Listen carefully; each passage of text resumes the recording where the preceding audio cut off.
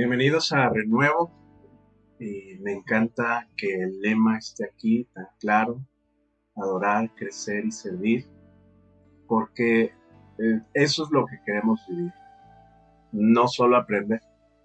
Esta frase que tenemos aquí lo aterriza con lo que estamos comenzando: un grupo en casa para conocer a Jesús, crecer juntos y ver a Dios hacer lo nuevo. Y venimos con esa expectativa que Dios haga algo nuevo en nosotros, aunque empiece por dentro, aunque sea en silencio. A veces lo nuevo no es un milagro espectacular, es una nueva, o es una nueva manera de pensar, una reacción nueva, una palabra nueva que antes no salía. Así que empecemos con un corazón a decirle: Señor, aquí estoy, enséñame, porque cuando Jesús entra a una casa, cuando entra a una familia, cuando entra en tu corazón, las cosas cambian. Cambia el ambiente, cambian las conversaciones, cambia la forma en la que nos tratamos. Estamos en la serie Conociendo a Jesús. Y esto me gusta porque conocer a Jesús no es solo saber historias, es conocer su carácter, cómo me ama, cómo me corrige, cómo responde bajo presión, cómo trata a alguien que falló. Porque lo que vamos a ver hoy no se queda en teoría. Si yo conozco a Jesús, se nota en mi casa, en mi trabajo, en mis amistades y con los que me reúno. Conocerlo es aprender su estilo. Y hoy vamos a ver un estilo muy, muy especial, muy particular. Y tiene que ver porque Jesús es firme con la verdad, pero tierno con las personas. Y ese equilibrio es muy, muy, muy raro, muy, muy raro. Y es la razón por la que sana en gran manera, sana tanto. Mira la pregunta que tenemos aquí, dice: ¿recuerdas un momento donde alguien te corrigió con amor? Y pongo entre paréntesis, sin humillarte. Y la verdad, qué pregunta tan humana, que muchos sí recordamos correcciones, pero no siempre con amor. A veces fue con un grito, con sarcasmo o con vergüenza. Y por eso esta pregunta nos toca. ¿Alguna vez alguien me dijo la verdad y aún así yo me sentí cuidado? Si se te viene un momento a la mente, guárdalo tantito. No para presumirlo, sino para reconocer. Así se siente una corrección que sana. Y si no recuerdas ninguno, no te sientas mal. Eso también revela algo, revela una necesidad. Hoy vamos a ver que Jesús sí corrige así. Y cuando Jesús nos corrige, no nos rompe, nos acomoda el corazón. Ahora mira estas frases. Me dijeron la verdad, pero con respeto. Me hicieron preguntas en vez de atacarme. Me corrigieron en privado. Me ayudaron a mejorar sin recordarme el error todo el tiempo. Me dieron una segunda oportunidad. Esto es oro, porque aquí se ve la diferencia entre corregir y humillar. Humillar te deja sin aire, pero corregir con amor te deja con esperanza. Y aquí hay un principio de vida. La verdad sin amor se vuelve piedra. El amor sin verdad se vuelve permisividad. Lo sano es verdad con amor. Y eso es muy práctico. El tono importa, el lugar importa, el momento importa y la intención importa también. A veces lo más cristiano no es decir más fuerte, ¿verdad? Sino decir más limpio, con respeto, con propósito y buscando restaurar. Y ahora sí, mira la siguiente pregunta: ¿qué es más difícil para ti? ¿Pedir perdón o perdonarte a ti mismo? ¿No? Aquí nos atrapó a todos, porque esta pregunta se siente en la vida real. hay quienes batallamos para decir, me equivoqué, perdóname, porque pedir perdón toca orgullo, también toca el miedo, toca la vulnerabilidad, y hay quienes podemos pedir perdón, pero después nos quedamos castigándonos por dentro. Ya Dios me perdonó, pero yo me quedo con el dolor, ¿verdad? Yo no me quedo suelto. Y aquí un principio, pedir perdón requiere humildad y perdonarme requiere fe. Humildad para reconocer, fe para creer que la gracia de Cristo, el amor de Cristo, ¿verdad? Ese amor que no merecemos, sí alcanza para sanar. Así que no lo respondamos rápido, hay que responderlo con honestidad. No podemos dar por hecho que uno es más difícil que otro. Cada persona se le va a complicar más que a otras y tenemos que preguntarnos qué parte se me complica y por qué. Y quiero que vean lo siguiente. Pedir perdón y perdonarte a ti mismo nacen del mismo lugar. Cuando reconoces que algo se rompió y buscas restaurar. Y creo que eso lo aclara todo. Porque perdonar no es decir, no pasó nada. No, sí pasó. Algo se rompió, una relación, un valor, la confianza, la conciencia.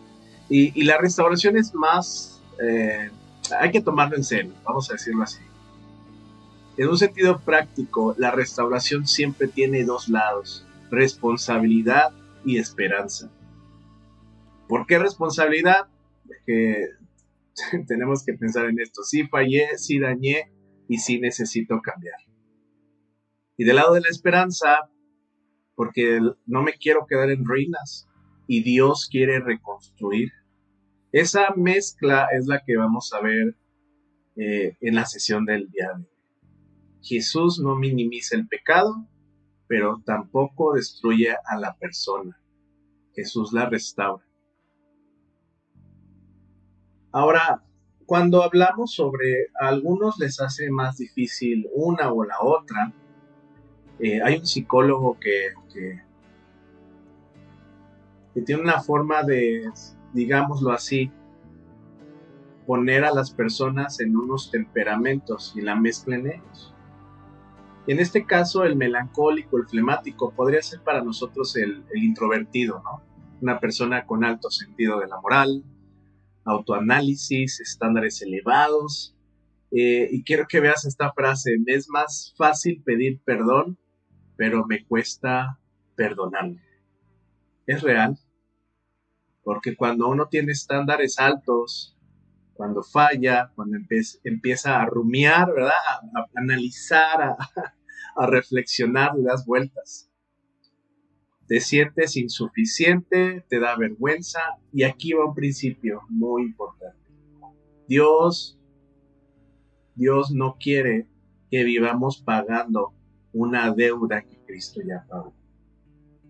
El Espíritu Santo convence para sanar, no para condenar para siempre. Entonces, si yo me identifico con esto, necesito aprender a recibir gracia. La palabra gracia, amor no merecido, no para justificarme. Esto es para levantarme. Porque una cosa es arrepentirse y otra cosa es quedarme viviendo en culpa.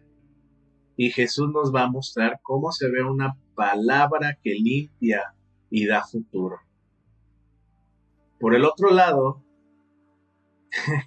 tenemos otros temperamentos, no los introvertidos como el melancólico y el flemático, sino como el colérico y el sanguíneo, enfocado a personas que están orientadas al control, resultados, liderazgo, toma de decisiones.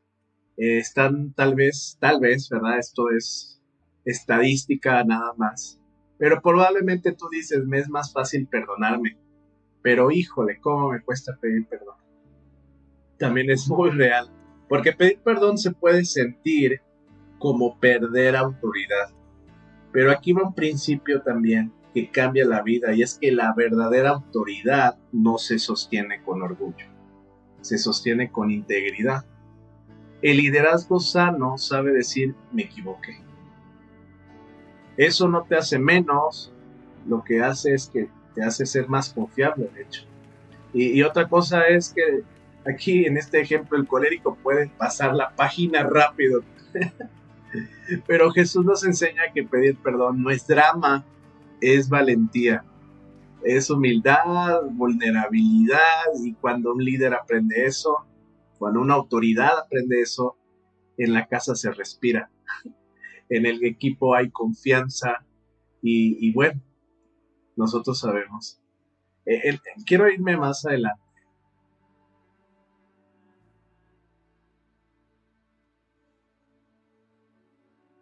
Voy a saltarme esta pregunta que ya vimos. La sesión del día de hoy, Jesús mira sin condena. Es el amor que levanta. Eso es lo que vamos a ver. Y quiero aclarar algo importante. Que Jesús no condene no significa que Jesús diga que le da igual. No, no, no.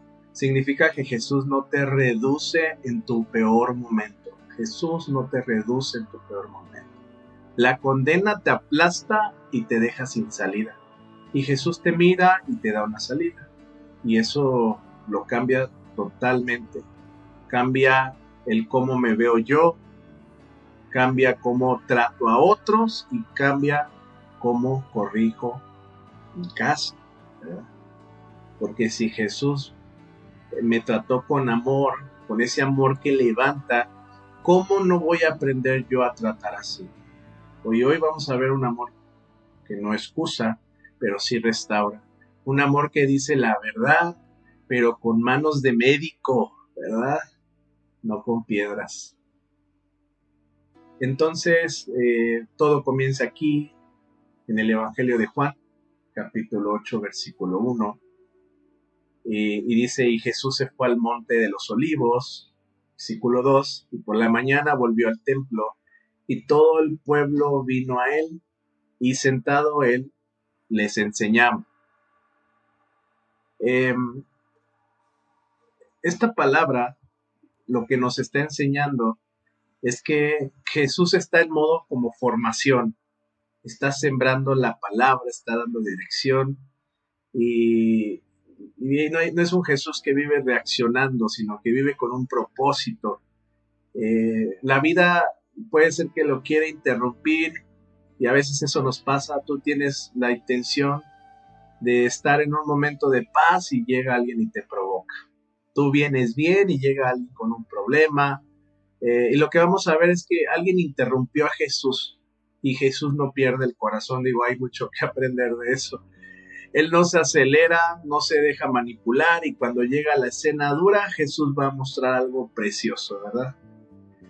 Cómo se tiene que responder con verdad sin perder el amor. Esto lo vamos a estar repitiendo, tal vez le estoy adelantando un poco.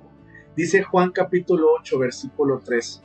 Entonces los fariseos, los escribas y los fariseos le trajeron una mujer sorprendida en adulterio, y poniéndola en medio, y aquí empieza lo fuerte. Traen a una mujer sorprendida en adulterio y la ponen en medio. Esa frase duele, porque en medio es una exposición, es vergüenza pública, es convertir el pecado de alguien en espectáculo, y aquí el principio es clarísimo. Cuando alguien usa la falla de una persona para exhibirla, no está buscando restauración, está buscando control. Y eso sigue pasando hoy, con chismes, con indirectas, con comentarios que parecen consejo, pero en realidad son piedras.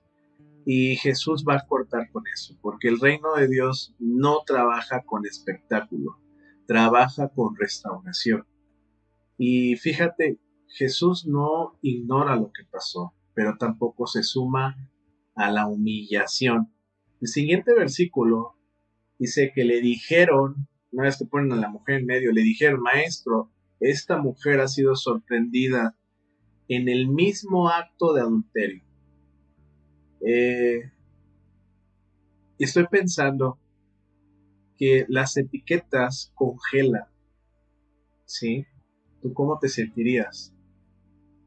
Las etiquetas congelan, pero Cristo va a comenzar a enseñarnos que el amor transforma. Cuando yo le pongo una etiqueta a alguien, dejo de ver el proceso, dejo de ver la historia atrás de esta persona y dejo de ver el dolor. Jesús no niega la realidad, pero tampoco permite que la identidad de esa mujer sea su pecado. Y esto tiene que sanarnos a nosotros. Lo que hicimos puede ser real, pero no es todo lo que somos. Y si Cristo nos mira, vamos a decirlo así, nos mira más profundo que el error, nos mira con propósito, nos mira con ese propósito de levantarnos. El siguiente versículo, el versículo 5, dice: y en la ley nos mandó Moisés apedrear a tales mujeres. ¿Tú pues qué dices? Y esto es una trampa. Ahora citan la ley, ¿verdad? Y rematan con esa pregunta. Pero esto es una trampa. Suena a justicia, pero huele a presión. Y aquí un principio fuerte es: se puede usar la Biblia como piedra. Se puede decir algo entre comillas, ¿verdad? Correcto, pero con una intención torcida. Jesús no va a negar la verdad, pero tampoco va a permitir que la verdad se use para destruir. Y esto nos confronta porque cuando yo corrijo, ¿lo hago para restaurar o lo hago para ganar? ¿Lo hago para ayudar o lo hago para exhibir? Porque la misma frase puede salir con amor o con veneno. Jesús va a responder con una sabiduría que desarma el orgullo y despierta la conciencia. En el siguiente versículo, versículo 6, dice: mas esto decían tentándole para poder acusarle. Pero Jesús, inclinado hacia el suelo, escribía en la tierra con el dedo. Esto es tremendo. La mujer era instrumento y Jesús era el objetivo. Es aquí donde me quedo pensando que la intención era acusar y que no habrá restauración para aquella mujer hasta este momento. Y Jesús, en lugar de subirse al pleito, ¿verdad?, se baja al suelo, y es un acto muy, muy, muy poderoso. A veces lo más fuerte que puedes hacer es no reaccionar como todos esperan. Jesús crea espacio, baja el ruido, y aquí aprendemos que no todo se responde en caliente. Hay momentos donde la sabiduría es pausar, respirar y dejar la verdad que caiga por su propio peso. Jesús está gobernando el ambiente con calma. Miren cómo dice el siguiente versículo, versículo 7, y como insistieran en preguntarle, se enderezó y les dijo: el que de vosotros esté sin pecado, sea el primero en arrojar la piedra. Jesús no está diciendo no hay pecado, está diciendo: si vas a hablar de justicia, primero mírate. Porque cuando yo recuerdo lo que Dios me ha perdonado, me vuelvo más manso. Y esto protege a la mujer, porque está cortando el linchamiento que iba a suceder. Y Jesús no permitió que la multitud decidiera el destino de alguien desde el orgullo. Él puso un espejo y el espejo pues hizo el silencio. Ese espejo, esa frase provoca el silencio. En el siguiente versículo, otra vez, versículo 8, inclinándose de nuevo hacia el suelo, sigue escribiendo en tierra. Jesús se inclina otra vez y sigue escribiendo, y lo importante aquí es que no se queda discutiendo Jesús. Jesús no se enreda en el drama, y a veces se nos complica tanto, y es algo que admiro de Jesús, que Él mantiene el control con una serenidad.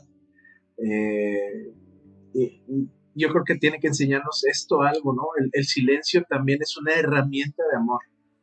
No todo se resuelve con palabras. A veces se resuelve con pausas y pasa en casa, ¿no? Si contesto rápido, puedo lastimar. Si pauso, oro, luego respondo, puedo sanar. Y Jesús está dándonos una clase de dominio propio, no reaccionar desde el impulso. Creo que todos necesitamos aquí a seguir aprendiendo y decir, Espíritu Santo, no puedo, me cuesta trabajo.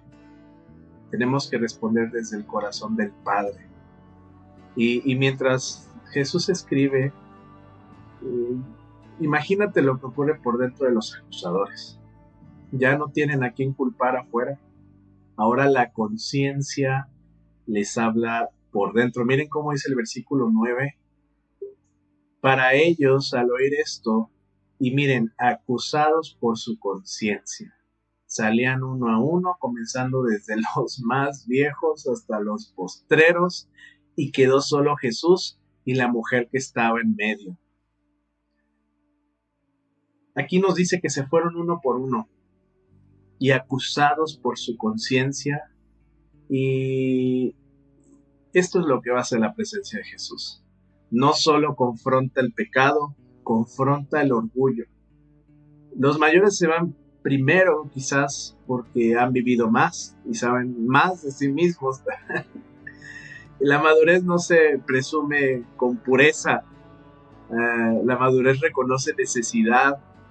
Eso es lo que nos pasa, nos vamos creciendo, ¿verdad?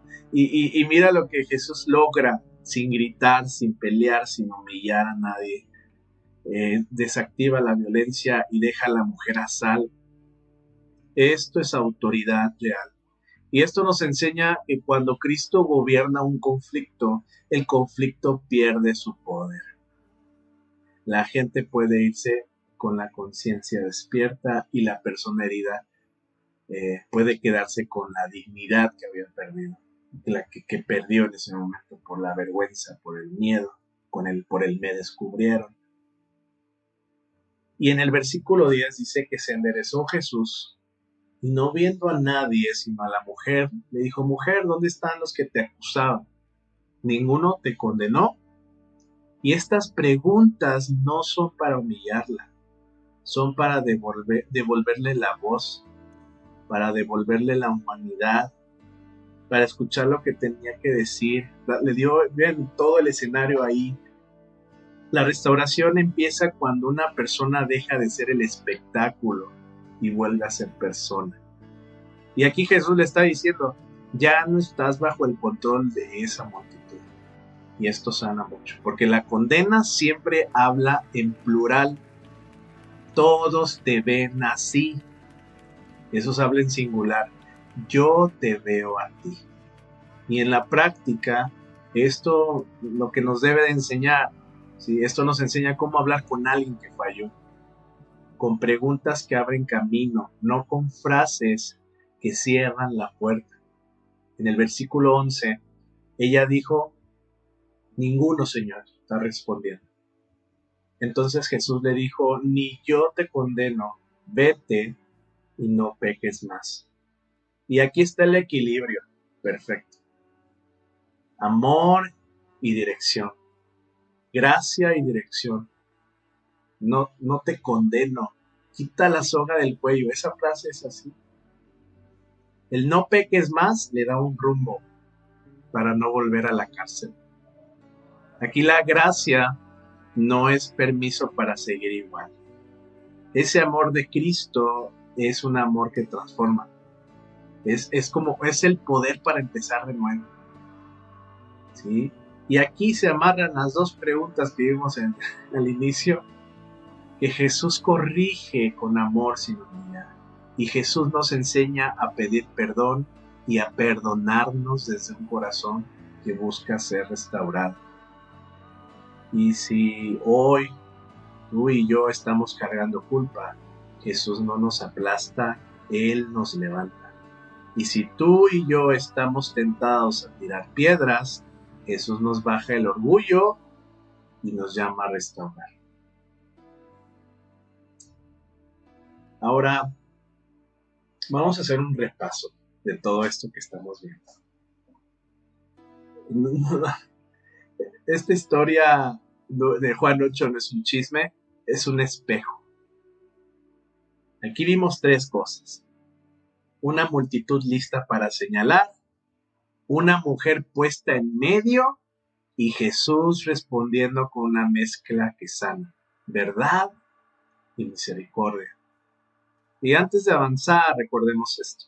Cuando repasamos lo que Dios hizo, nos ubicamos, y cuando nos ubicamos entendemos mejor lo que Dios quiere hacer, lo que Dios quiere cambiar. Y vamos a repasar esto con mucha honestidad, sin prisa y con un corazón enseñable.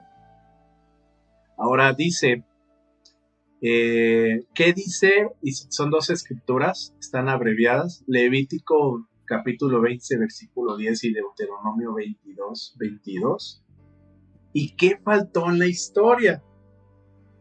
Ahora, si tú lo lees en Levítico 20:10, te lo voy a leer muy rápido, pero son muy semejantes.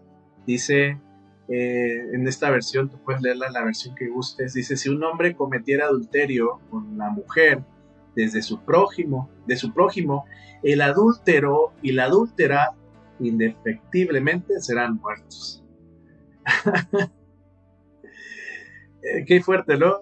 Eso que acabamos de leer era la ley antigua, y no es para promover la venganza o promover el homicidio, ¿verdad? Aquí hay que entender un poquito qué estaba ocurriendo, y el punto es muy simple. La ley hablaba con seriedad del pecado, pero también pedía un proceso completo, no selectivo. Y esa pregunta, ¿qué faltó en la historia? Es pues que faltó la justicia completa, faltó la integridad, faltó que la verdad fuera pareja, ¿verdad? Muchas veces el problema no es decir la verdad, sino cómo usan la verdad como excusa, ¿verdad? Hay un interés escondido. Y siempre que leemos esto, porque el Levítico 20:10 decía, si un hombre cometiera adulterio, ¿sí? Y eso va a la siguiente pregunta que ya se respondió. Según la ley, ¿la culpa era solo de la mujer o también del hombre? Y la ley hablaba de ambos. ¿Por qué solo trajeron a ella? Aquí se ve algo humano. A veces necesitamos un culpable visible para sentirnos limpios nosotros. Y eso pasa hoy. El error de alguien se vuelve pantalla para tapar errores propios. ¿Sí? La condena es selectiva, pero la justicia de Dios es completa. Entonces, cuando yo cuento una historia y dejo afuera partes que no me convienen, tengo que detenerme, porque Dios no nos forma con medias verdades, nos forma con verdad completa, dicha con temor de Dios. Ahora la siguiente pregunta, ¿qué querían hacer los acusadores con Jesús? No era una consulta humilde la que ellos dijeron, era una trampa. Querían poner a Jesús en una esquina. Si decía una cosa, lo acusaban. Si decía otra, también. Y aquí hay una alerta para nosotros. Hay preguntas que no buscan aprender, buscan ganar. En la vida diaria se nota. Cuando pregunto para exhibir, para cobrar, para humillar, ¿sí? Eso nos vamos a dar cuenta. Jesús no se deja arrastrar por ese juego. Y eso nos enseña algo. El creyente no vive reaccionando a provocaciones, o no debería. Tenemos que aprender a vivir respondiendo desde el carácter de Cristo. La siguiente pregunta: ¿quién debía tirar la primera piedra según la ley? Deuteronomio 17:7, les voy a leer una parte del versículo. Dice, la mano de los testigos caerá primero sobre él para matarlo.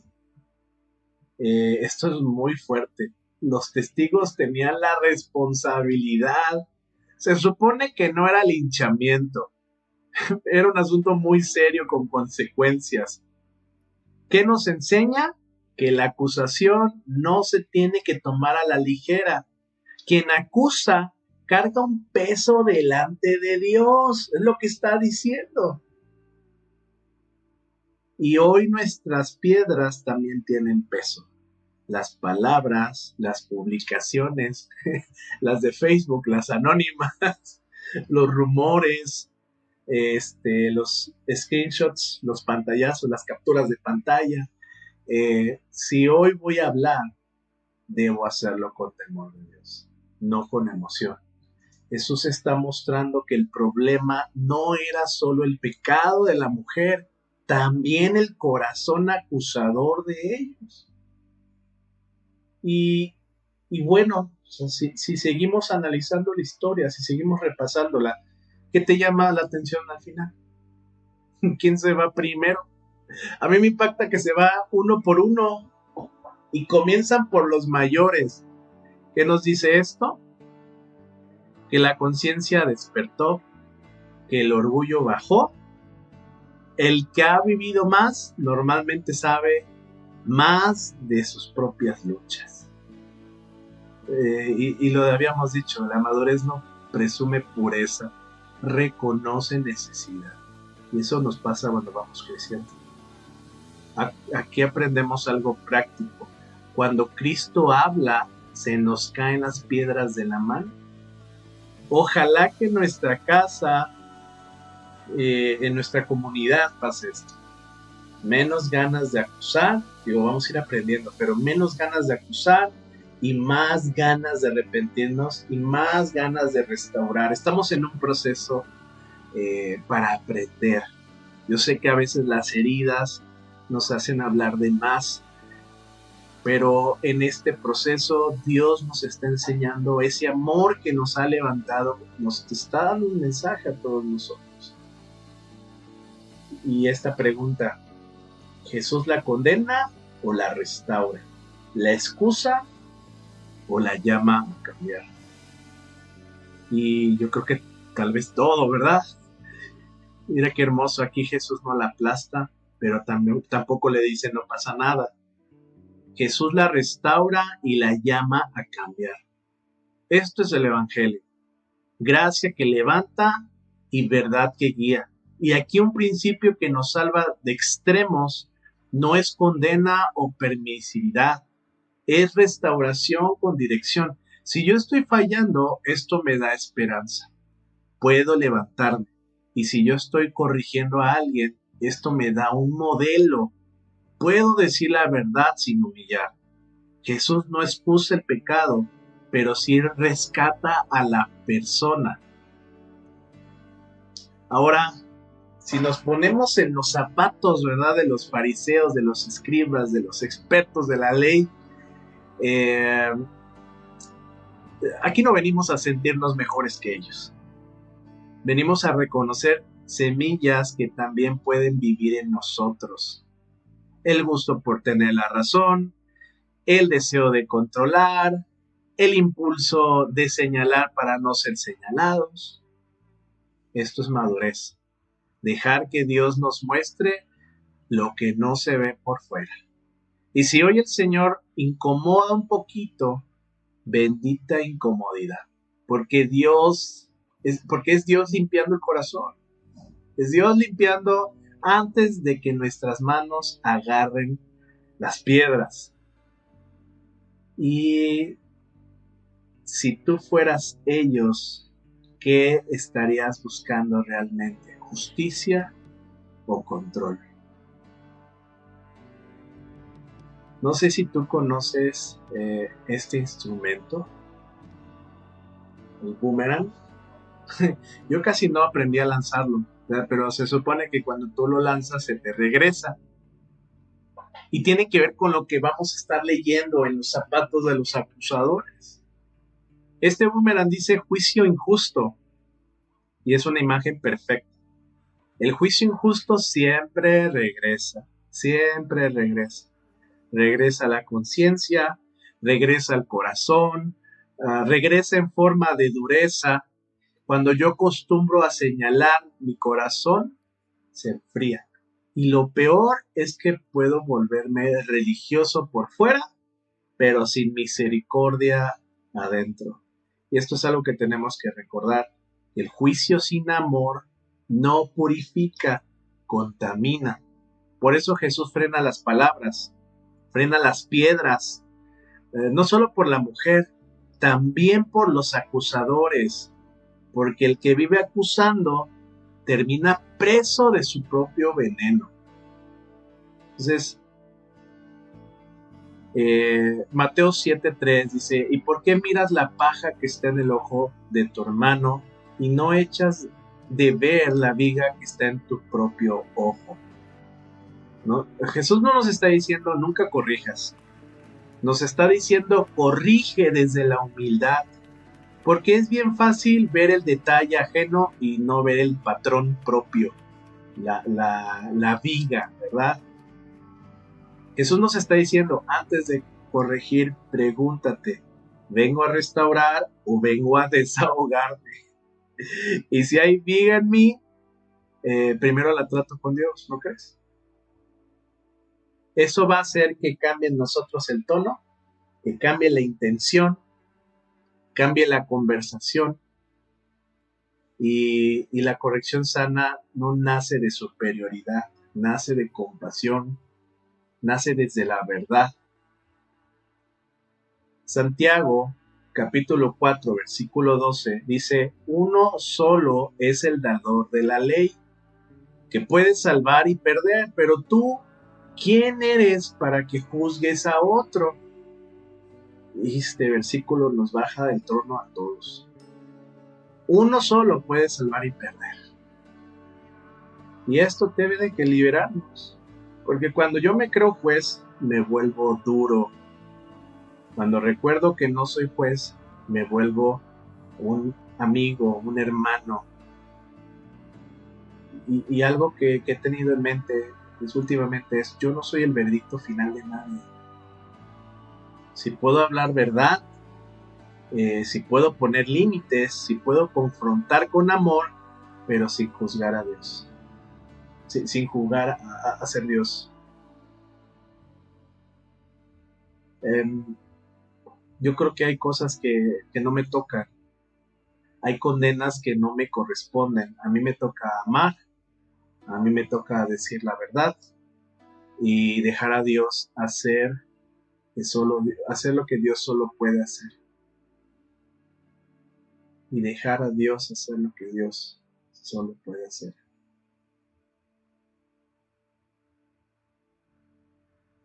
Dice Juan capítulo 7 versículo 24.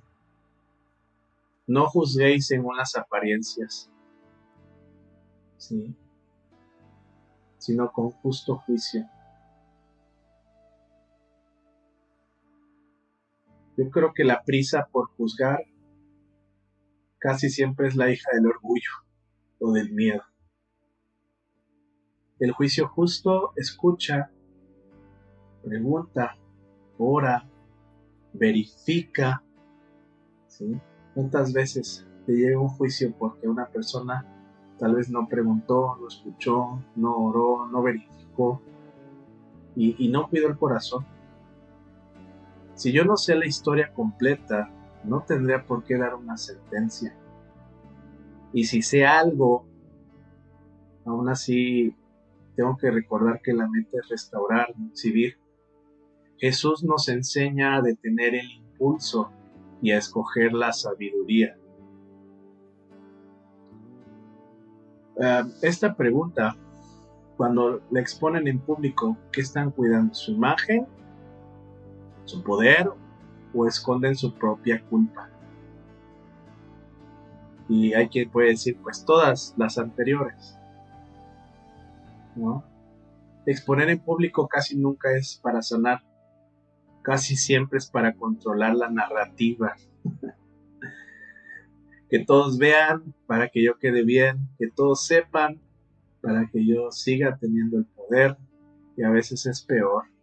Expongo a otro para que nadie me mire, para que nadie mire mi culpa. Por eso le dice que la humillación es la máscara del orgullo. Y Jesús no entra en ese juego. Jesús protege la dignidad. Y si nosotros queremos parecernos a Jesús, debemos cuidar esto, ¿sí? Nuestra boca, nuestros grupos, ¿verdad? No convertir el dolor ajeno en espectáculo. Dice Romanos capítulo 2, versículo 1. Cuando juzgo, bueno, vamos a leerlo, por lo cual eres inexcusable, oh hombre, quien quiera que seas tú, que juzgas, pues en lo que juzgas a otro te condenas a ti mismo, porque tú que juzgas haces lo mismo, ¿sí? Cuando juzgo, muchas veces me condeno a mí mismo. ¿Por qué? Porque el corazón que acusa suele tener algo escondido. El juicio hacia otros puede ser una forma de escapar de mi propio arrepentimiento. Entonces hoy, en vez de usar la historia para señalar, la usamos para rendirnos. Señor, limpia. Es como lo leemos en la sesión anterior, en el leproso. Y esto sana familias porque dejamos de acusar y empezamos a confesar. Y cuando bajamos el dedo, levantamos la oración. Levantamos el consejo conforme a la palabra de Dios. Dice Gálatas capítulo 6, versículo 1. Hermanos, si alguno fuere sorprendido en alguna falta, ustedes que son espirituales, restáurenle con espíritu de mansedumbre, considerándote a ti mismo, no sea que tú también seas tentado. Sí, estos versículos yo creo que los tenemos que estar leyendo varias veces al año para que no se nos olvide. Porque este es el método de Dios. Si alguien cae, restáurenlo con mansedumbre, considerándote. Y regresamos a lo que hemos dicho. Restaurar no es aplastar. Es volver a poner en su lugar lo que se desacomodó. Mansedumbre no es debilidad, es fuerza bajo control. Eso es lo que siempre hemos aprendido. Pero ya en lo práctico es, si voy a corregir, cuidado con el trono, ¿sí? Cuidado con el tono. Cuidado con tantas cosas que hemos hablado. Cuidado con el momento, cuida la intención y ofrece un camino. O sea, si vas a corregir a alguien, ofrece camino. Esta parte de y considerándote es la vacuna. Es como cuando vemos el error de alguien, es como me recuerda, yo también necesito gracia, yo también necesito amor. Y eso va a evitar muchas heridas.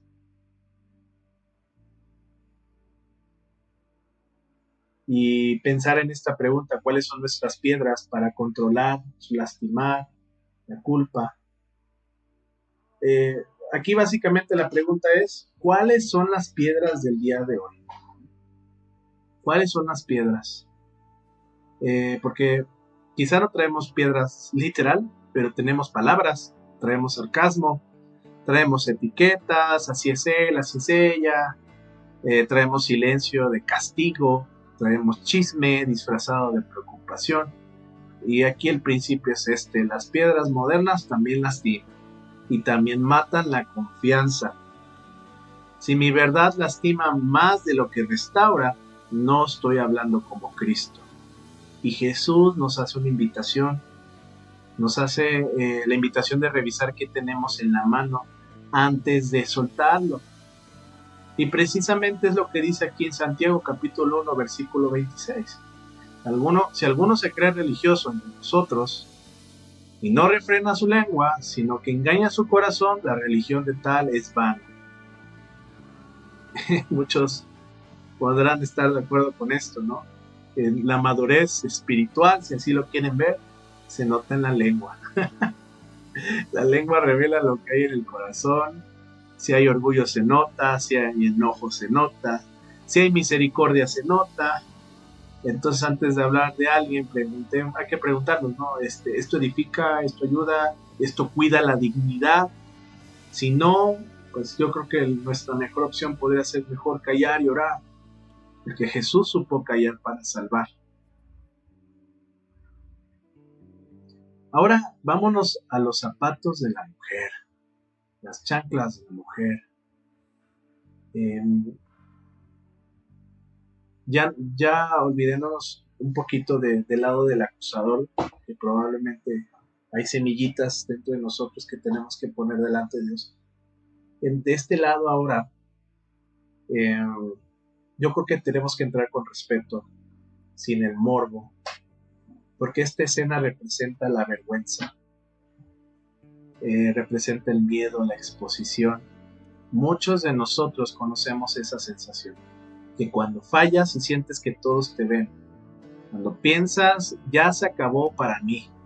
Y lo hermoso es que Jesús no la trata como caso, la trata como persona.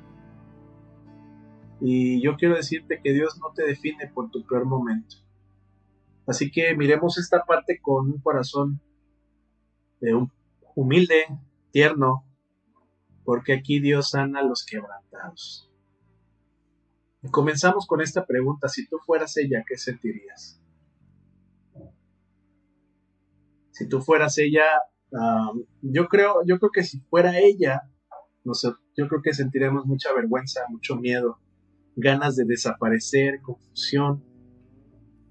Esto es importante porque si una persona se encuentra así, no necesita un show, necesita un lugar seguro, porque la vergüenza te aísla y el amor te acerca. Jesús crea este espacio, no se suma a la humillación, no se burla, no la aplasta, ¿sí?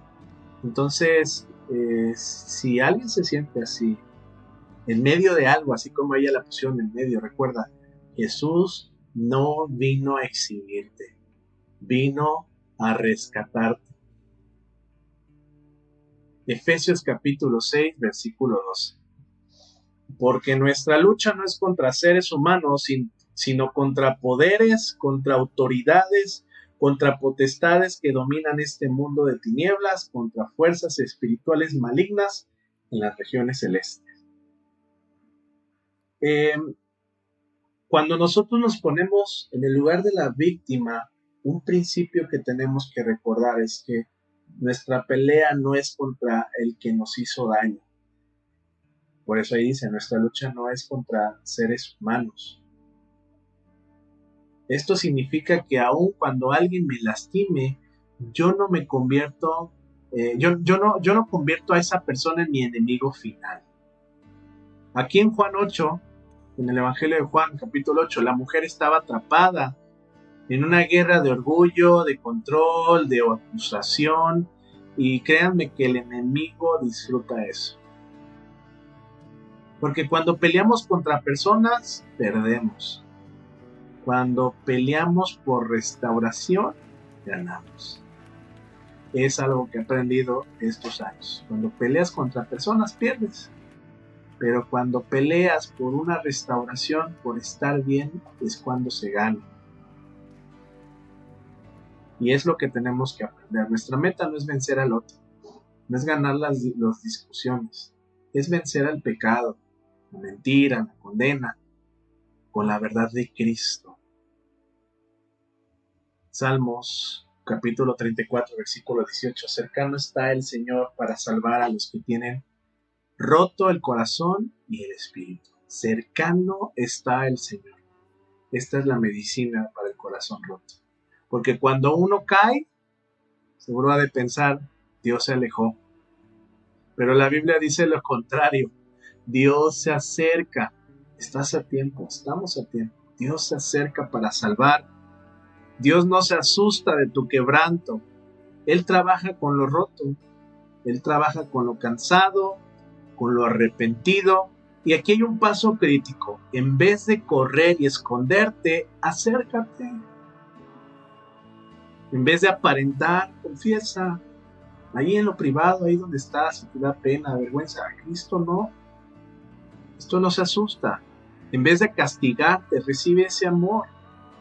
Aquí Jesús, en lo que hemos estado leyendo, en Juan capítulo 8, está mostrando exactamente eso. Cercanía santa que restaura. Ahora, Salmo 51, me encanta. Versículo 17.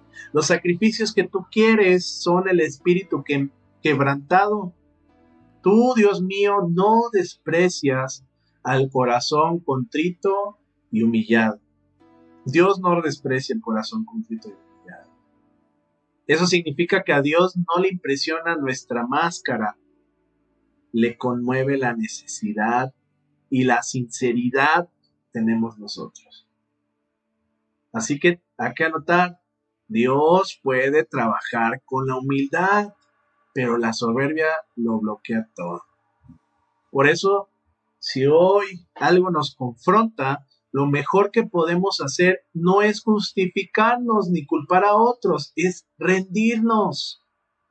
Un corazón contrito no es un corazón que se odia, es un corazón que dice, Señor, necesito tu ayuda.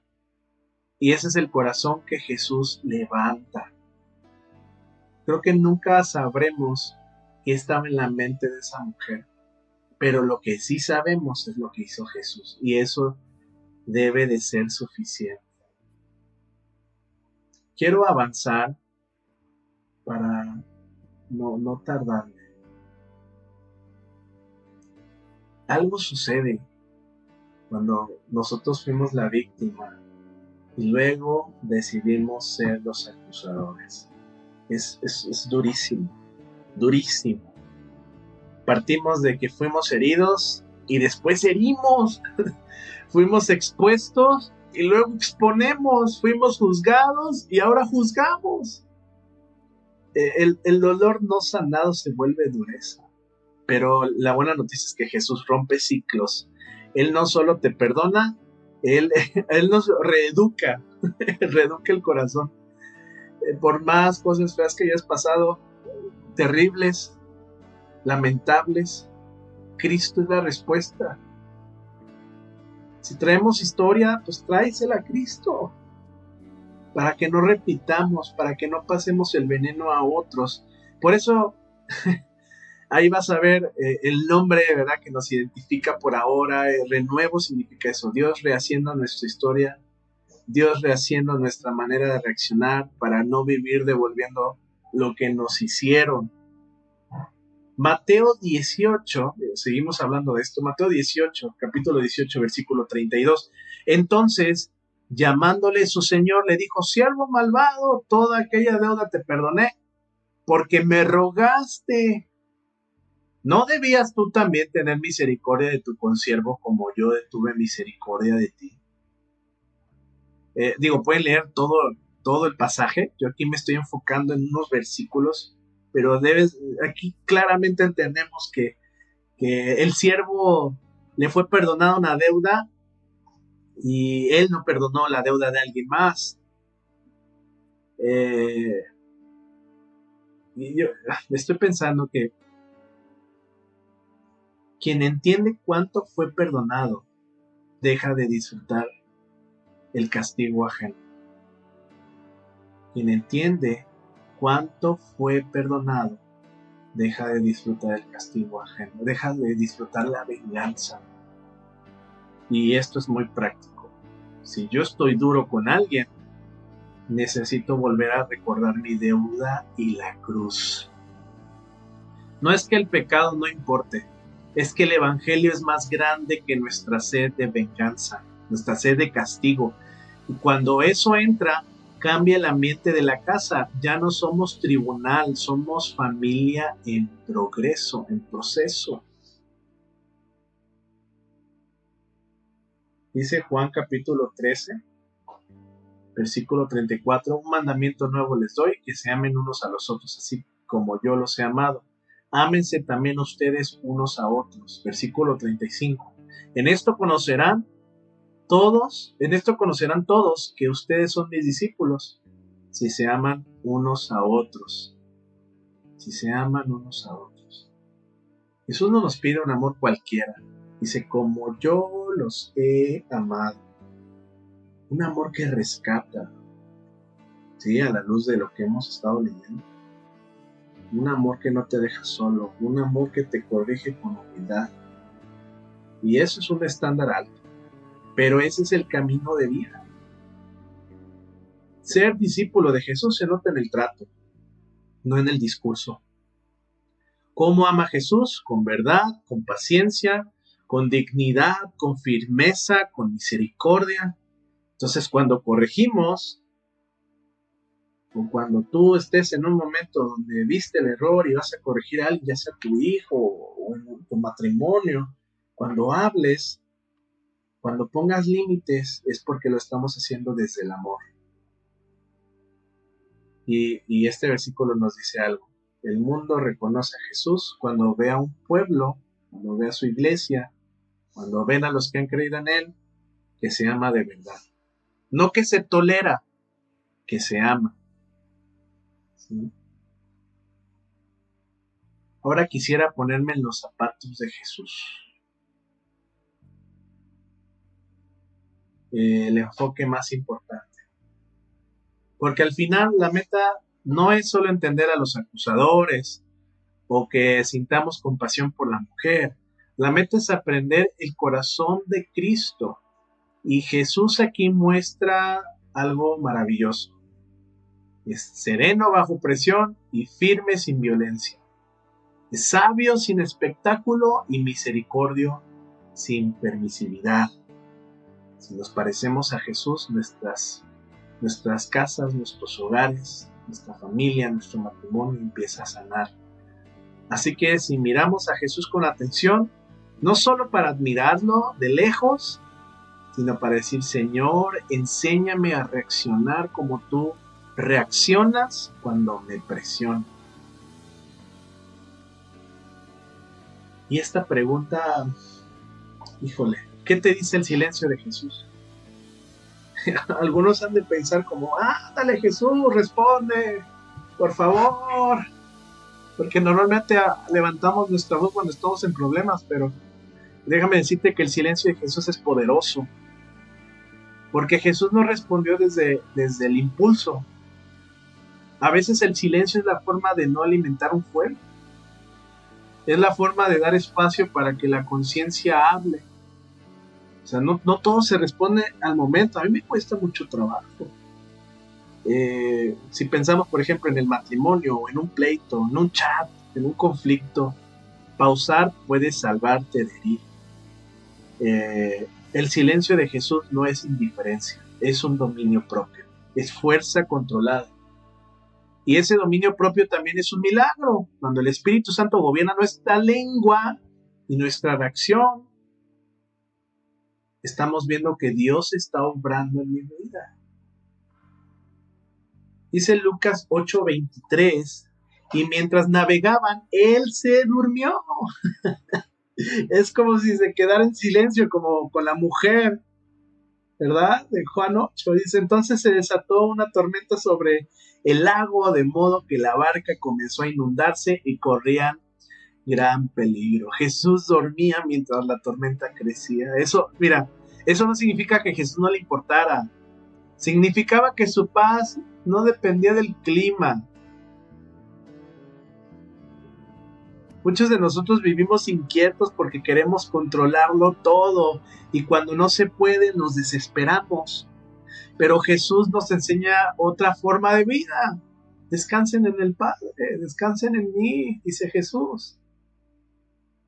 En Juan 8, el ambiente de la tormenta era la presión, era la acusación, eran las piedras, y Jesús estaba sereno.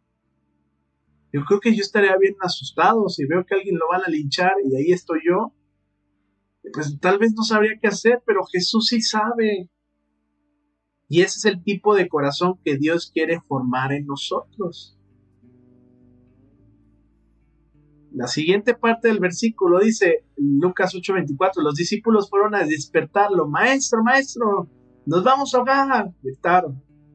Y el Señor, él se levantó y reprendió al viento y a las olas, la tormenta se apaciguó y todo quedó tranquilo.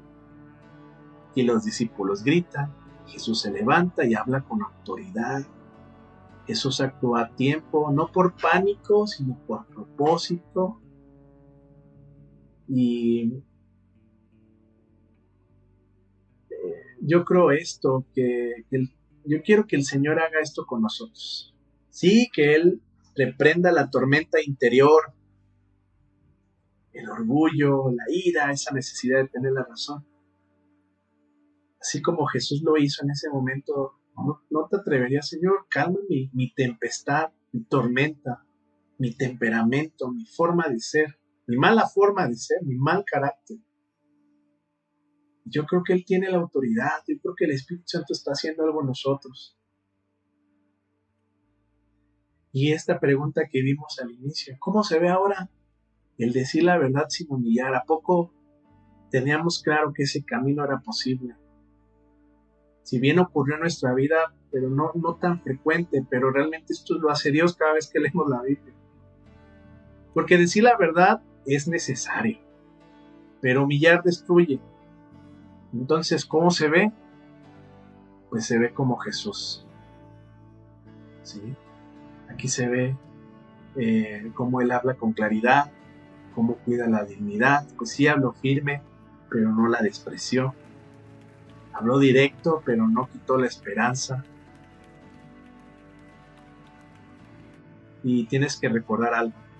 Cuando alguien te dé un consejo de la Biblia, si esa verdad viene de Dios, te va a traer un camino. Si no, solamente te vas a perder. Va a ser un golpe. Si tú lo quieres ver de una forma práctica, es como decir, te amo, pero esto no está bien. Pero esto es lo que hay que hacer. Eso es verdad con amor. Dice Efesios capítulo 4, versículo 15. Profesemos la verdad en amor para crecer en Cristo. ¿Sí? Profesemos la verdad con amor y crezcamos en todo en Cristo, dice esta versión, que es la cabeza. El propósito no es para ganar discusiones, es para crecer. Si mi verdad no ayuda a crecer, pues no está cumpliendo el propósito de Dios. ¿Sí? La verdad en amor cuida el tiempo, cuida el tono, cuida la intención y también cuida el corazón del otro. Y esto es muy práctico. Digo, estamos aprendiendo. Espíritu Santo, guíame en esta verdad. Hay verdades que se dicen en privado. Hay verdades que se dicen con preguntas. Hay verdades que se dicen con lágrimas, pero no con orgullo.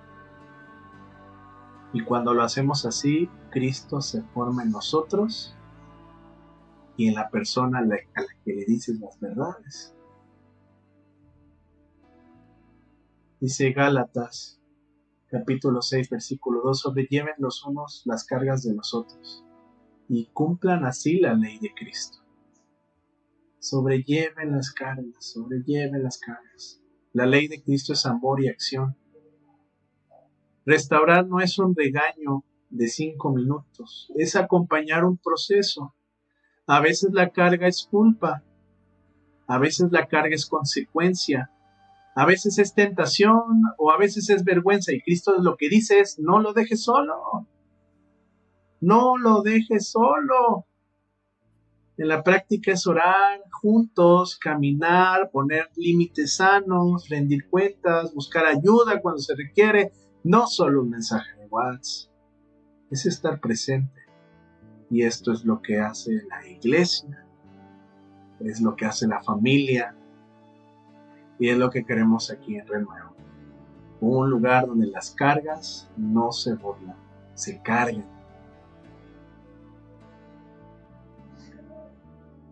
Esto ya lo leímos. El que esté sin pecado. Esta frase es un freno santo.